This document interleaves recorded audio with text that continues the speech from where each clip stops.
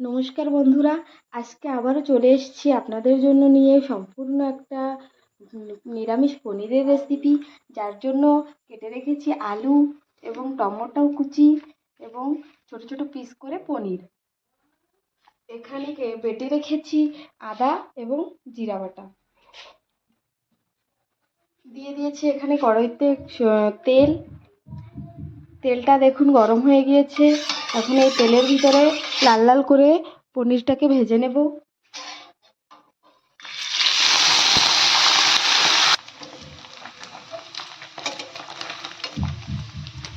দেখুন এখানে আমার পনিরটা লাল লাল করে ভাজা হয়ে গিয়েছে।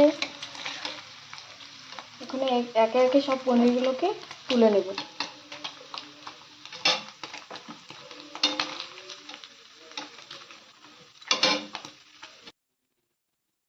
এখানে পনিরগুলো সব তুলে নিয়েছি। এবার কড়াইতে সেই একই তেলে আলুগুলোকেও লাল লাল করে ভেজে নেব।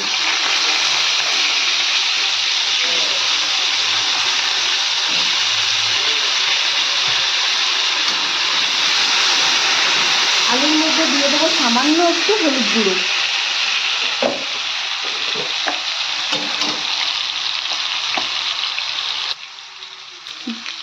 দিয়ে দেবো সামান্য একটু লবণ। দেখুন আমার এখানে লাল লাল করে আলুটা ভাজা হয়ে গিয়েছে। এবারে একে একে আলুটাকে তুলে নেব।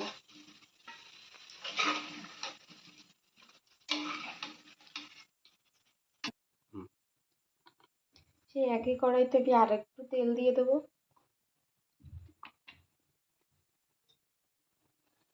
আমি এখানে সাদা তেল ব্যবহার করেছি, আপনারা চাইলেই সরষের তেলও ব্যবহার করতে পারেন।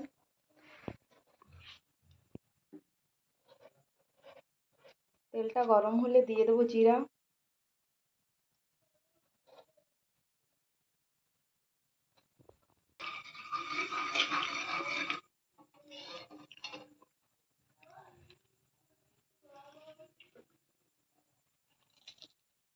দিয়ে দেবো কেটে রাখা টমেটো কুচি,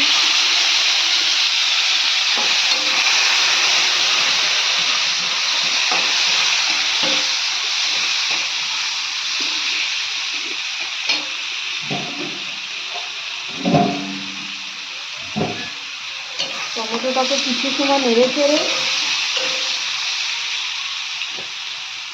দিয়ে দেবো বেটে রাখা জিরা ও আদা।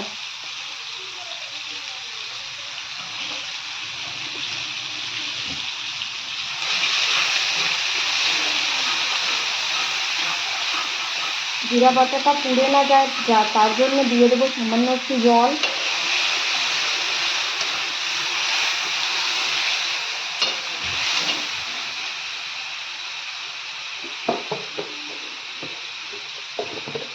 তার মধ্যে দিয়ে দেবো হলুদ গুঁড়ো, পরিমাণ মতো লঙ্কা গুঁড়ো,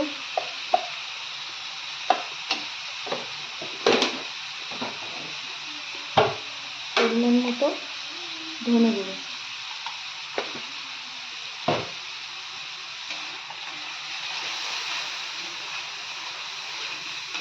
মশলাটাকে কিছু সময় ভালো করে নেড়ে চেড়ে কষিয়ে নিতে হবে।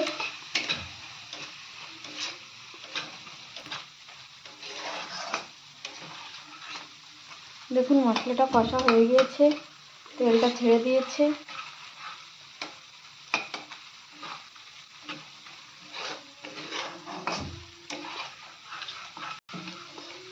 এর মধ্যে দিয়ে দেবো ভেজে রাখা আলু,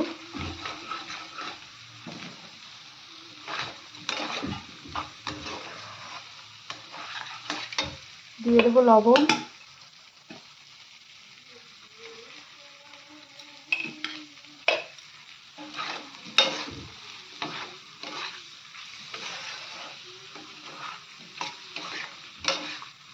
আলুটাকে কিছু সময় ভালো করে নেড়ে চেড়ে কষিয়ে নিতে হবে।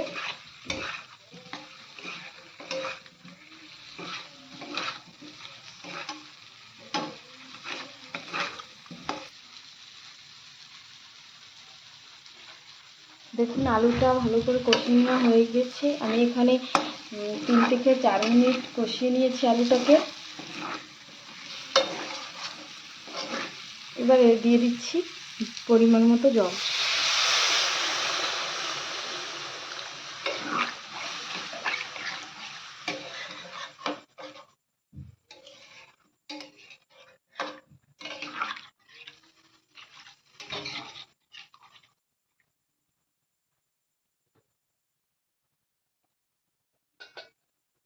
জল দিয়ে এখানে আমি 5 মিনিটের মতো ঢাকনা চেপে রেখে দেবো।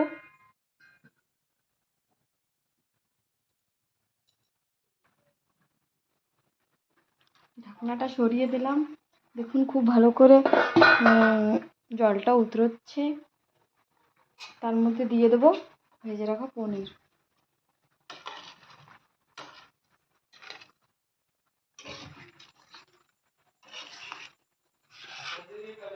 দেখুন আলুগুলো ভালোভাবে সেদ্ধ হয়ে গেছে, একটু কম আছে।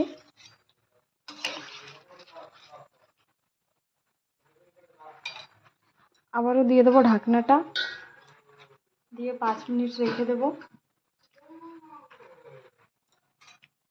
ঢাকনাটা সরিয়ে দেখিয়ে দিচ্ছি।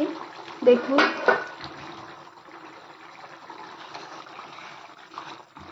হয়ে এসছে আমাদের পনিরটা।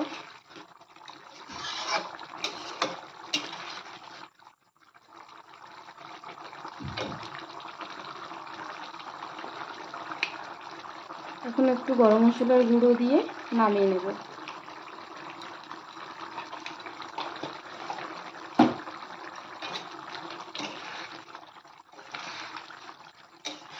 গরম মশলার গুঁড়ো দিয়ে একটু নেড়ে চেড়ে গ্যাসটা বন্ধ করে দেবো।